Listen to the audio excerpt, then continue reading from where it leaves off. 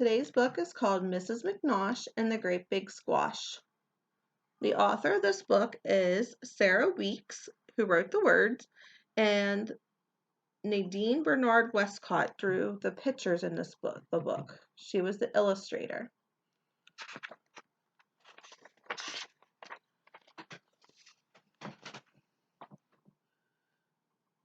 The first day of spring, Mrs. Nellie McNosh went out to her garden and planted a squash.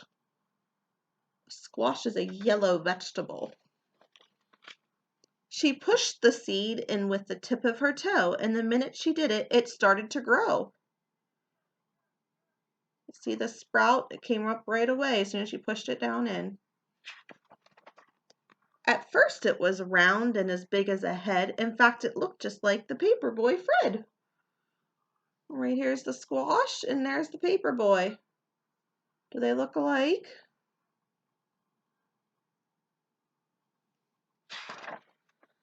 Then it turned yellow and bumpy and fat. It rolled from the garden and flattened the cat. Look how big it is. It knocked over trash cans and ran over toes. It twisted the sprinkler and plugged up the hose. It crashed through the clothesline and smashed through the fence, scaring the pants off two elderly gents. It scared them.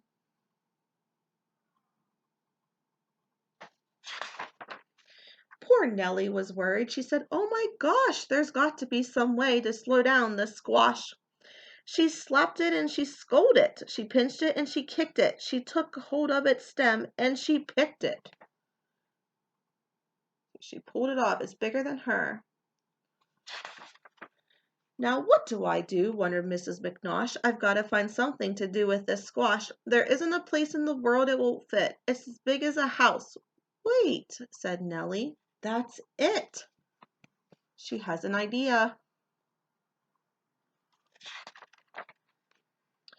And so by the light of a big yellow moon, she scooped and she scraped with a long-handled spoon. And when the sun rose, where was Mrs. McNosh?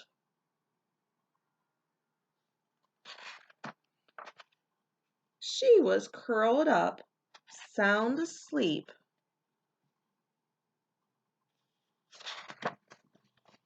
in her big yellow squash.